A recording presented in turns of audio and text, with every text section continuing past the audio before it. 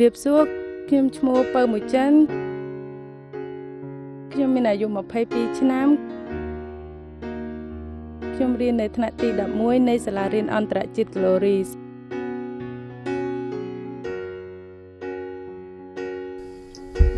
សម្រាប់ខ្ញុំឱកាសដែលខ្ញុំបានចូលរៀននៅក្នុងសាលាម្ដងទៀត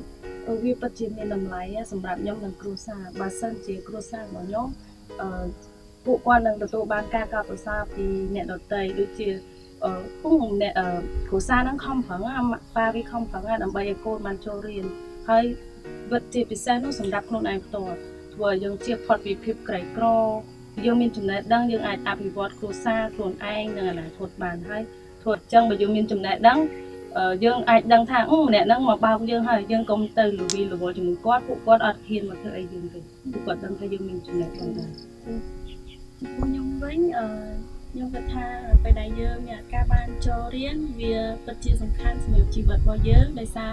មានក្មេងៗជាច្រើនដែលពួកគាត់អត់មានឱកាសក្នុងការរៀនទេអញ្ចឹងបើយើងមានឱកាសក្នុងការរៀនយើងគួរតែព្យាយាមខំរៀនឲ្យបានច្រើនសួស្តីខ្ញុំឈ្មោះពៅមួយគាខ្ញុំមានអាយុ19ឆ្នាំពេលតនេះខ្ញុំចិត្តគូររូបហើយក្តីសម័យរបស់ខ្ញុំចង់ខ្លាចទៅជាអ្នកគូររូបម្នាក់ជាជាងគំនូរម្នាក់នឹងឲ្យបានល្អដើម្បីជួយកសាងគ្រួសារមានជីវភាពល្អប្រសើរហើយយើងផ្ទាល់ក៏ដូចគ្នាដែរដើម្បីអនាគតយើងត្រូវតែខំហើយខ្ញុំក៏ដូចគ្នាដែរខ្ញុំចាប់ផ្ដើមបានចូលសាលាម្ដងទៀតគឺខ្ញុំសប្បាយចិត្តខ្លាំងណាស់ព្រោះចំណេះដឹងយើងដឹងស្រាប់ហើយគាត់ទលំទលាអាចជួយយើងកសាងអនាគតយើងហើយចាប់ផ្ដើមជីវិតយើងទៅដល់ភាពជោគជ័យនៅថ្ងៃមុខដែរខ្ញុំឈ្មោះសុខាន់សប្តាហ៍ខ្ញុំជានិស្សិតឆ្នាំទី1នៃសាកលវិទ្យាល័យភូមិន្ទភ្នំពេញខ្ញុំរៀនផ្នែកគ្រូបង្រៀនហើយបើចំពោះខ្ញុំកាលពីតូចខ្ញុំអត់ដែរធ្លាប់គិតទេពីព្រោះដោយសារជីវភាពគាត់ពិបាកខ្វះខាតខ្លាំងអញ្ចឹងទៅគិតតែធំថាបានហូបចុកគ្រប់គ្រាន់មានកន្លែងស្នាក់នៅតែប៉ុណ្្នឹងហើយប៉ុន្តែក្រោយមកដល់ពេលដែលព្រះអង្គបានរៀបចំផ្លូវខ្ញុំបានជួបនឹងអ្នកគ្រូឬក៏ជួបនឹងអ្នកម្ចាស់ជំនួយផ្សេងៗឲ្យផ្ដល់ឲ្យខ្ញុំបានចូលរៀនអញ្ចឹងទៅខ្ញុំមាននិមិត្តមួយថាខ្ញុំប្រកាសជាអាចទៅសាកលវិទ្យាល័យបានជាពិសេសនោះគឺខ្ញុំចង់ទៅរៀននៅសាកលវិទ្យាល័យខាងដើម្បីកសាងអនាគតខ្លួនឯងចំពោះខ្ញុំដូចគ្នាខ្ញុំអត់ដែលមាននិមិត្តថាខ្ញុំអាចនឹងចូលរៀនម្ដងទៀតឬក៏រៀនដល់វិទ្យាល័យឬសាកលវិទ្យាល័យអីព្រោះអីយើងកើតមកនៅក្នុងគ្រួសារមួយដែលមានជីវភាពលំបាកមែនទែនហើយរួមទៅបងខ្ញុំដែលពួកគាត់ធំឡើងគាត់តែធំអាយុ15 16ពួកគាត់ចេញទៅធ្វើការអស់អញ្ចឹងពេលហ្នឹងដល់វេនបងស្រីបន្ទាប់ពីខ្ញុំហើយខ្ញុំគិតថាឆ្នាំក្រោយអាចនឹងដល់វេនខ្ញុំអីអញ្ចឹងដល់ឈប់រៀនទៅហើយទៅព្រោះអីដល់វេនយើងទៅធ្វើការកុំឲ្យខាត់មួយឆ្នាំហ្នឹងអត់ប្រយោជន៍អញ្ចឹងទៅធ្វើការតាំងពីឆ្នាំហ្នឹងទៅហ្មងទៅខ្ញុំវិញខ្ញុំគិតថាក៏អត់អាចដូចពួកគាត់ដែរដោយសារតែយើងកើតមកក្នុងគ្រួសារក្រីក្រហើយពិបាកខ្លាំងមែនតើក្នុងការធ្វើឲ្យជីវភាពយើងល្អប្រសើរក្នុងការដែលយើងរៀនយើងពិបាកខ្លាំងក្នុងការដែលទទួលចំណេះដឹងពីសាលាដោយសារតែគ្រូសាវាពិបាកហើយអត់មានអ្នកជ្រោមជ្រែងឲ្យយើងរៀនអញ្ចឹងតើប្រសិនជាអូនបានទៅរៀននៅសាកលវិទ្យាល័យតើអីទៅដែលមុខវិជ្ជាអីទៅដែលអូនចង់សិក្សាចំពោះខ្ញុំមុខវិជ្ជាដែលខ្ញុំស្រឡាញ់តាំងពីតូចគឺការ designer ការ decor ខ្ញុំអត់ដឹងមិនទេតែដល់ពេលដែលខ្ញុំចាប់ដើមធ្វើវាខ្ញុំសប្បាយចិត្តដោយសារខ្ញុំស្រឡាញ់វាហើយខ្ញុំក៏មានក្តីសម័យក្នុងការដែលខ្ញុំអាចធ្វើវាបានដូចជាអ្នក decor និងអ្នក designer ម្នាក់ដែលមានជាលក្ខណៈថាគេមើលមកយើងជាអ្នកដែលមានជំនាញក្នុងការដែល decor ហើយគេចាប់ដើមតាក់ទងមកយើងហើយធ្វើឲ្យយើងមានជំនាញហ្នឹងហើយព្យាយាមធ្វើវាឲ្យបាន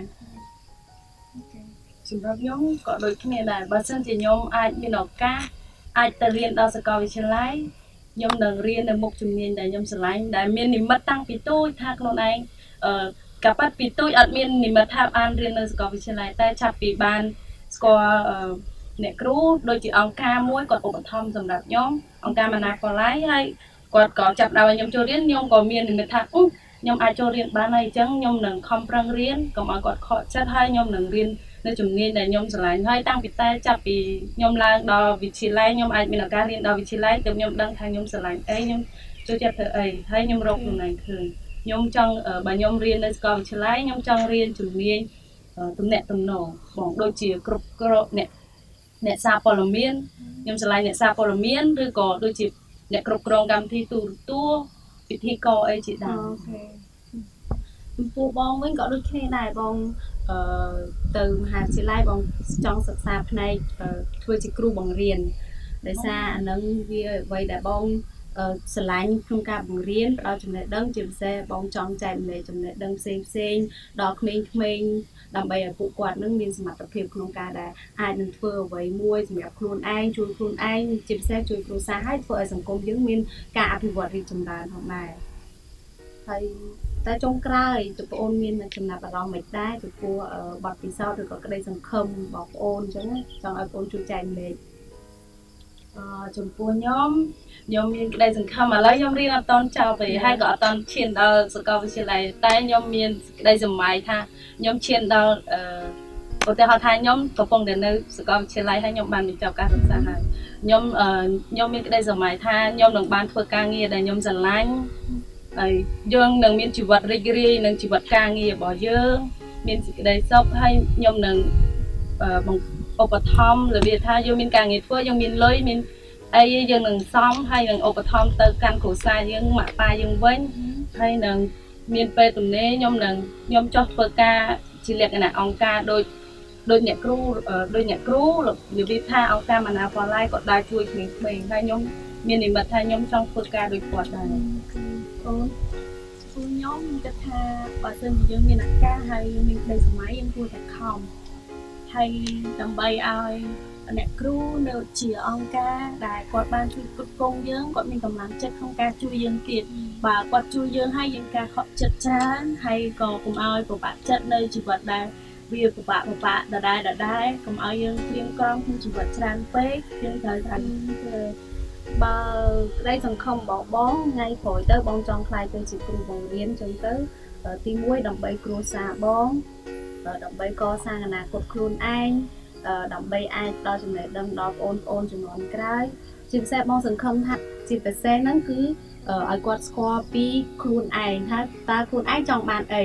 តើខ្លួនឯងគួរតែបោះបង់វាអត់បើយើងមានក្តីសម័យសូមកុំបោះបង់ពីព្រោះគ្រប់ក្តីសម័យបងចង់ឃើញក្មេងៗចូលសាលារៀនដូចបងអញ្ចឹងពីព្រោះបងគឺជាបុគ្គលម្នាក់ដែលបាននិយាយថារៀនយឺតអញ្ចឹងណាអញ្ចឹងទៅចង់ជួយដល់ក្មេងកុំឲ្យគាត់ដើរដូចយើង